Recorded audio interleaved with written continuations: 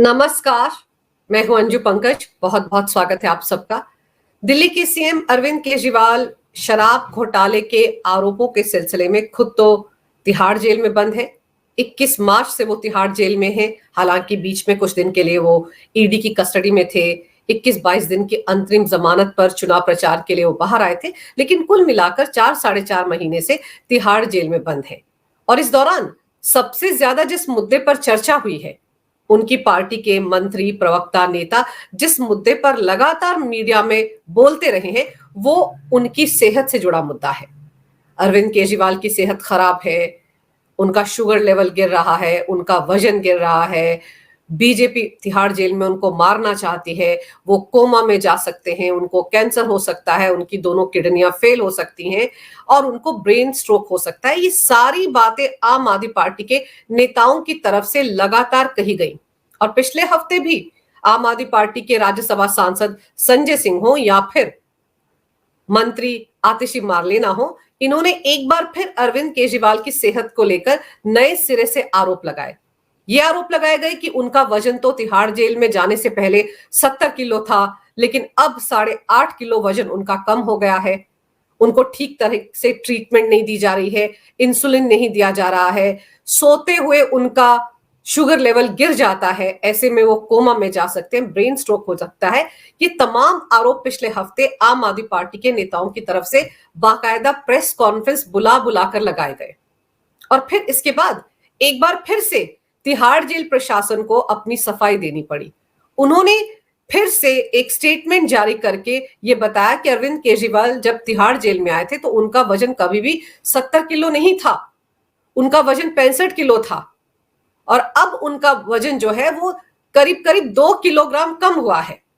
और इसके बाद तिहाड़ जेल प्रशासन ने जो डाइट चार्ट जारी किया था, उससे ये पता चला कि अरविंद केजरीवाल कम कैलोरीज वाला खाना खा रहे हैं और इसलिए उनका वजन कम हो रहा है, यानी कि खाने में कुछ परहेज कर रहे हैं जिसकी वजह से उनका वजन कम हो रहा है।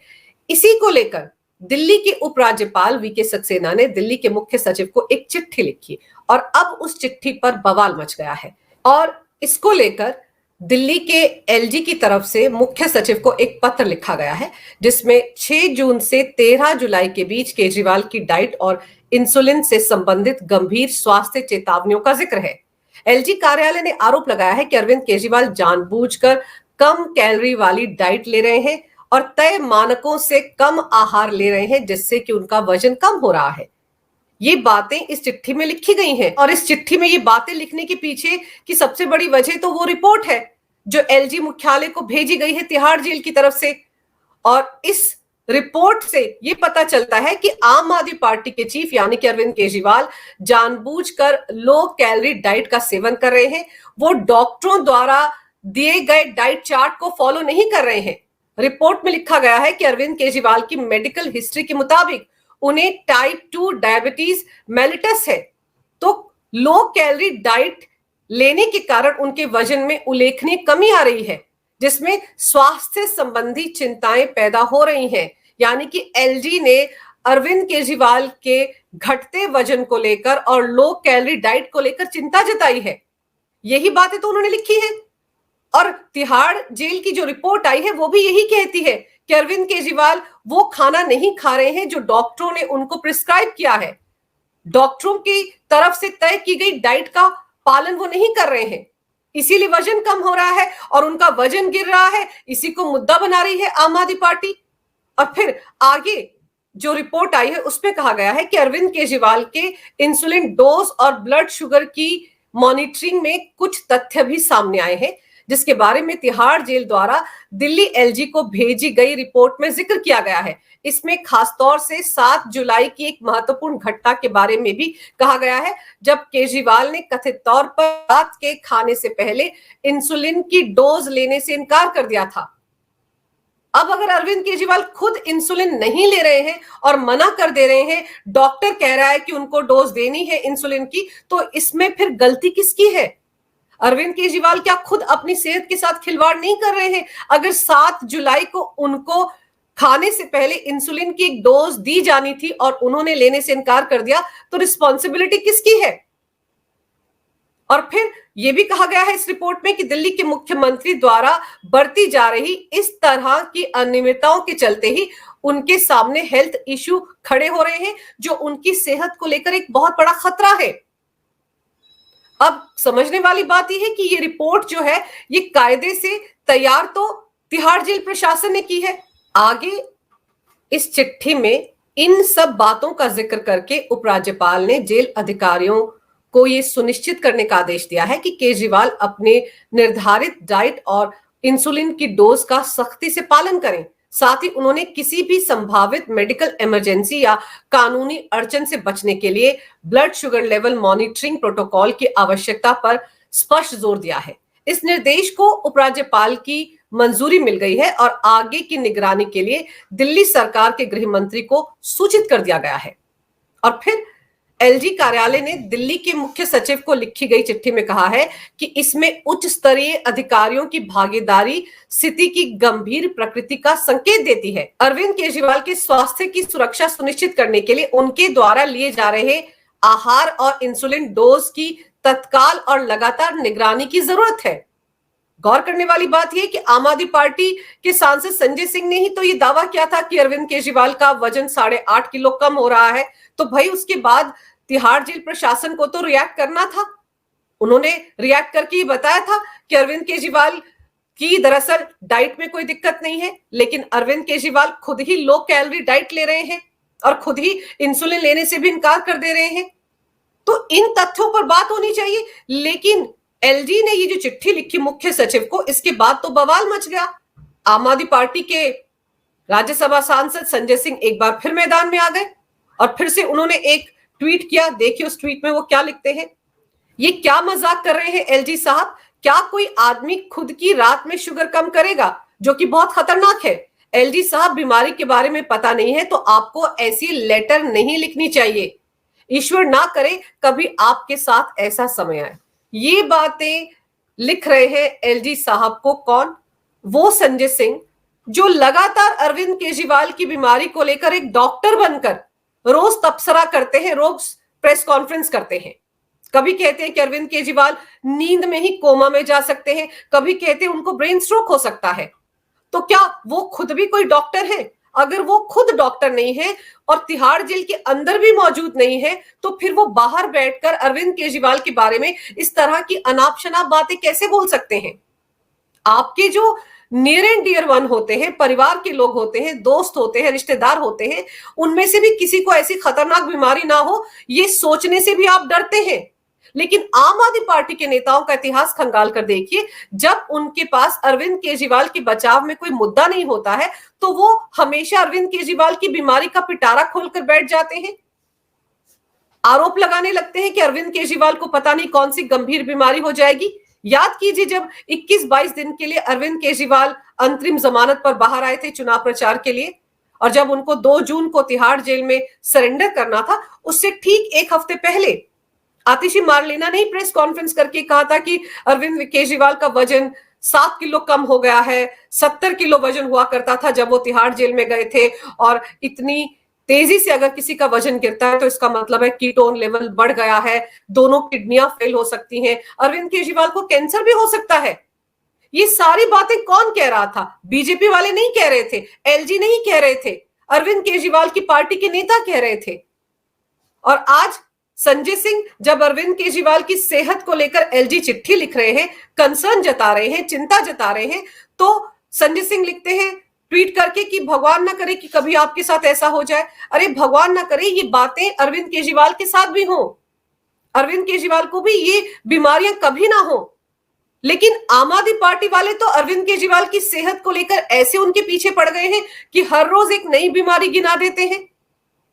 अब ये टर्म कौन लेकर आया कि सोते समय अरविंद केजरीवाल का 5 बार शुगर लेवल गिर गया था, ऐसे में उनको ब्रेन स्ट्रोक हो सकता है, कोमा में जा सकते हैं। ये बातें संजय सिंह ने ही कही, ये बातें आतिशी मारलेना ने ही कही। और ये बातें कोई आज से नहीं, जिस दिन से अरविंद केजरीवाल ईडी की कस्टडी में गए हैं उस दिन से ये बातें कही जा रही हैं।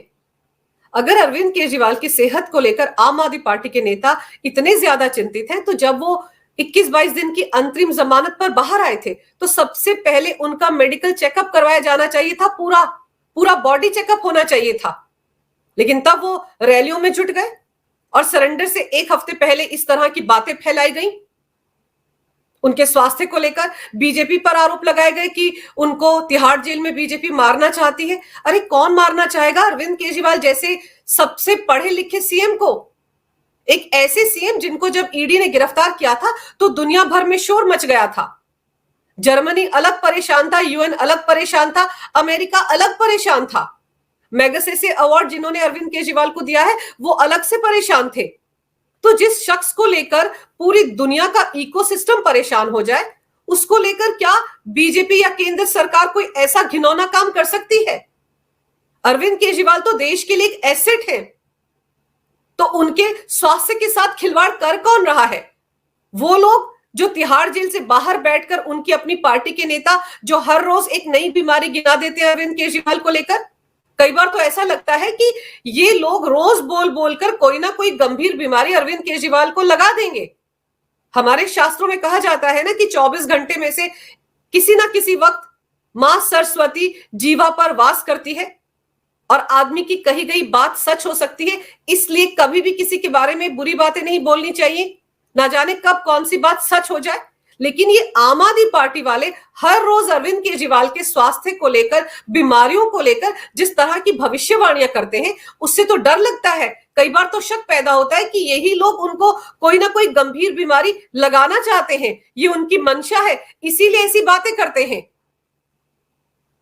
अगर आपके किसी नजदीकी शख्स को कोई गंभीर बीमारी हो भी जाए तो भी आप नाम लेने से डरते हैं, तो भी आप ये कहते हैं कि नहीं नहीं ऐसा नहीं होना चाहिए। लेकिन आम आदमी पार्टी वाले प्रेस कॉन्फ्रेंस करके सिवाय अरविंद केजरीवाल को गंभीर बीमारियां लगाने के कोई और बात ही नहीं करते हैं।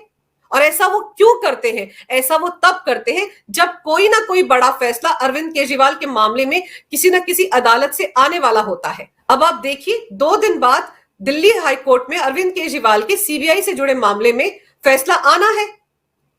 अरविंद केजरीवाल ने सीबीआई की तरफ से जो उनकी गिरफ्तारी की गई थी उसको अवैध करार दिया था, उसको अवैध ठहराते हुए दिल्ली हाईकोर्ट का दरवाजा खटखटाया था। उस मामले में दोनों पक्षों की दलीलें पूरी हो चुकी हैं, फैसला सुरक्षित रखा हुआ है, जिसमें कहा गया था कि 6-7 दिन में दिल्ली हाईकोर्ट उस बारे में अपना फैसला सुनाएगा। और साथ ही साथ अरविंद केजरीवाल ने सीबीआई के मामले में सीधे सीधे दिल्ली हाईकोर्ट में जमानत याचिका भी दायर की है, जिसमें 29 जुलाई को सुनवाई होनी है।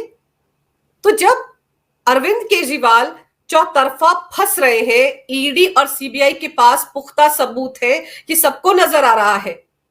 अरविंद केजरीवाल को भले ही ईडी के मामले में सुप्रीम कोर्ट से अंतरिम जमानत मिल गई हो, लेकिन कई शर्तों के साथ वो अंतरिम जमानत मिली है। वो अंतरिम जमानत तब तक मिली है जब तक कि बड़ी बेंच में उस मामले में फैसला नहीं आ जाता।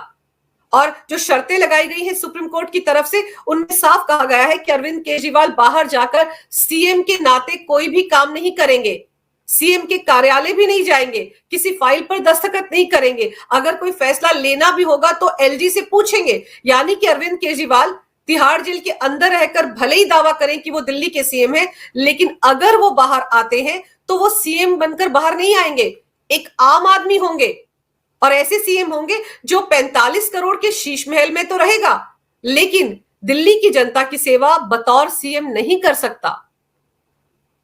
और आम आदमी पार्टी के नेताओं को लग रहा है कि सीबीआई के मामले में क्या पता उनके पक्ष में फैसला आ जाए, और अगर नहीं भी आने वाला होगा तो इस तरह की बातें करके कि बीजेपी अरविंद केजरीवाल को जेल के अंदर मरवाना चाहती है, उनकी हत्या करवाना चाहती है, ऐसे आरोप लगाकर कम से कम वो एक दबाव तो बना सकते हैं कि अरविंद केजरीवाल की सेहत के साथ खिलवाड़ हो रहा है, अरविंद केजरीवाल को इंसुलिन नहीं दिया जा रहा है। और मजेदार बात यह है कि तिहाड़ जेल केजरीवाल सरकार के अंडर आती है। केजरीवाल सरकार के मंत्री ही जेल मंत्री हैं तिहाड़ जेल के, और उसी तिहाड़ जेल में अरविंद केजरीवाल के स्वास्थ्य के साथ खिलवाड़ हो रहा है। उनको घर का खाना दिया जाता है, एम्स के डॉक्टरों का एक पैनल है जो उनको मॉनिटर कर रहा है। तो फिर डर किस बात का? गंभीर बीमारियों का नाम लेकर आम आदमी पार्टी वाले बार बार रायता क्यों फैला रहे हैं? और अगर एलजी चिट्ठी लिखते हैं तो वो शोर मचाने लग जाते हैं कि एलजी उनके स्वास्थ्य के बारे में गलत गलत बातें लिख रहे हैं। ये क्यों लिख रहे हैं कि वो डाइट फॉलो नहीं कर रहे हैं, लो कैलोरी खाना खा रहे हैं? अरे भाई, तिहाड़ जेल प्रशासन ही तो अपनी रिपोर्ट में ही कह रहा है कि अरविंद केजरीवाल के वजन में सिर्फ 2 किलो कम हुआ है, और वो इसलिए हुआ है क्योंकि वो लो कैलोरी फूड खा रहे हैं। जो डाइट चार्ट डॉक्टरों ने प्रिस्क्राइब किया है उसको फॉलो नहीं कर रहे हैं, तो इसमें गलत क्या है? लेकिन ये आम आदमी पार्टी है जो जानती है कि शराब घोटाले में ईडी और सीबीआई के पास अरविंद केजरीवाल के खिलाफ इतने पुख्ता सबूत हैं कि अरविंद केजरीवाल के इर्द गिर्द तो शिकंजा कसा हुआ है, और भी बहुत से लोगों के नाम आने वाले हैं, क्योंकि सीबीआई और ईडी लगातार कह रहे हैं कि उनके पास बहुत पुख्ता सबूत है इस पूरे मामले के। और इसीलिए इस मुद्दे से ध्यान भटकाने के लिए अरविंद केजरीवाल की सेहत को जानबूझकर एक बड़ा मुद्दा बनाया जा रहा है। लेकिन फिर आम आदमी पार्टी के नेता भी क्या करें, उनकी भी मजबूरी है। अरविंद केजरीवाल तिहाड़ जेल के अंदर है, लेकिन बाहर उनको सुर्खियों में बनाकर रखना है, हेडलाइंस बनी रहनी चाहिए सब चैनल्स पर। तो इसी के लिए बार बार अरविंद केजरीवाल की सेहत को एक नए तरीके से मुद्दा बनाने की कोशिश करती है आम आदमी पार्टी। अगर आपको ये वीडियो अच्छा लगे तो कृपया इसे लाइक करें, शेयर करें। अगर आप पहली बार मेरे चैनल पर आए हैं तो कृपया मेरे चैनल को सब्सक्राइब करना ना भूलें। मेरे चैनल को अपना पूरा समर्थन दें। ये वीडियो देखने के लिए बहुत बहुत धन्यवाद। नमस्कार। भारत माता की जय हो। वंदे मातरम और जय श्री राम।